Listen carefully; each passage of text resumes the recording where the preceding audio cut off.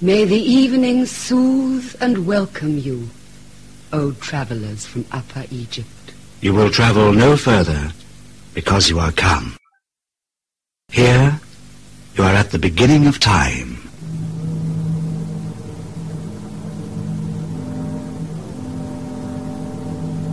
Here was conceived and lived the great week of the creation of the world and the separation of the earth from the waters.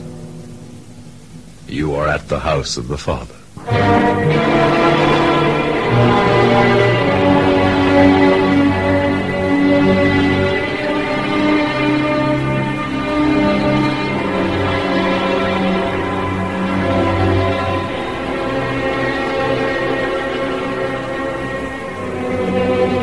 In this house of the Father, each pharaoh thought of himself as a son and wished to leave his mark upon it.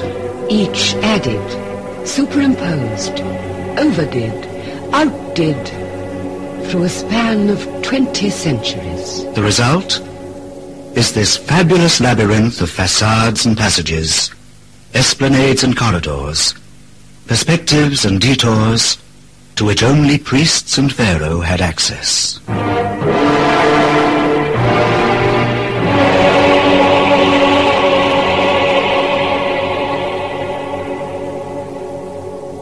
But the Egyptian is at ease in the circumvolutions of the divine. He is at home with the science of the beyond. He has a taste for side exits, secret passages, concealed staircases, the phosphorescent gloom of tombs.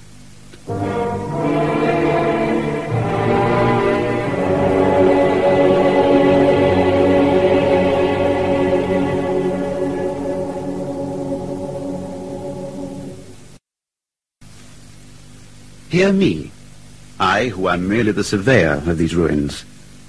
I have measured these crumbling avenues in every direction, these tumbled esplanades, these terraces, and these sanctuaries.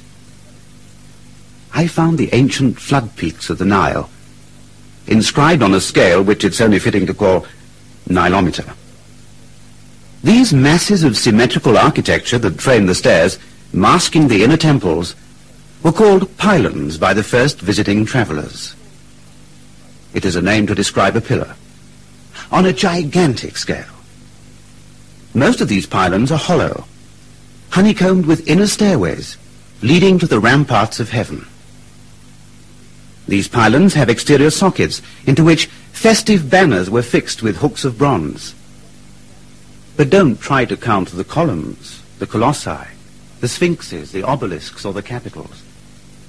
Try rather with every step you take in this 20-century-old worksite to hear the whispered response of the ever-present God.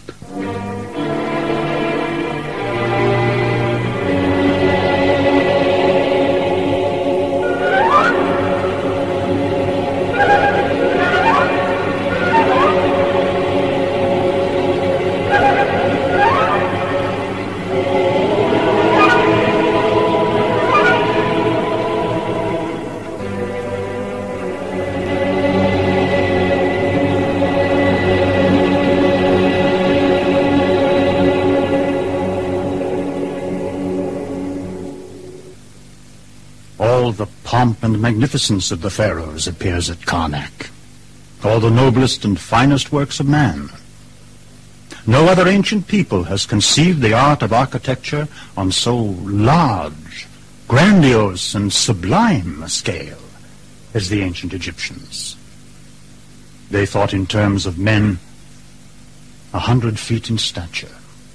And if one of you this evening were to voice the question that you are whispering in your hearts, "Who art thou, Amun?" the answer would seep from these walls, these lintels, these pedestals, these secret chambers, these piled ruins. For the answer is written everywhere in 1,000 different hieroglyphics.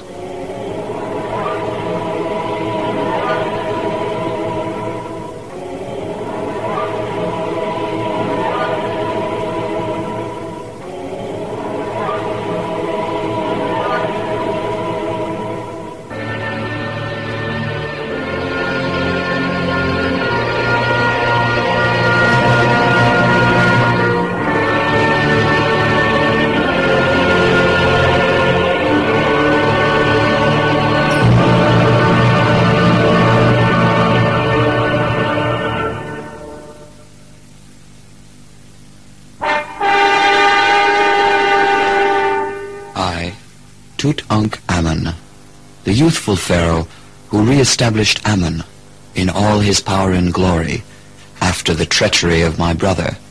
I have left behind me in this courtyard nothing but this calcite sphinx. I, Taharqa, a Nubian, reigning late in a crumbling dynasty, built this central pavilion, of which little now remains, but a specimen of the papyrus-capped gracious colonnade, and an alabaster block that served as an altar for the divine Ark. I, a pharaoh whose name is lost, so many contradictions are graven on my pedestal. I left the symbolic image of all the pharaohs. This gigantic statue, rising against the western side of the second pylon, clasping to its legs the tiny figure of a beloved queen.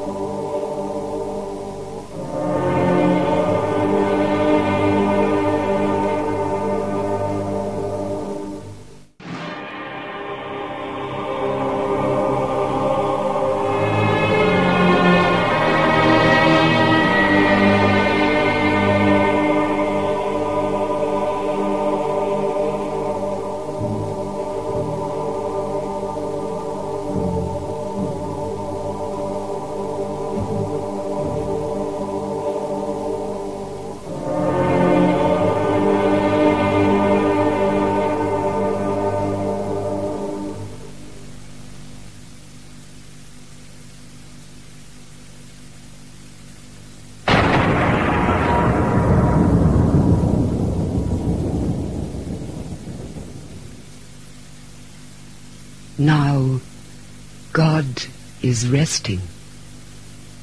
We must leave the sanctuary. The sun has vanished behind the Theban mountains.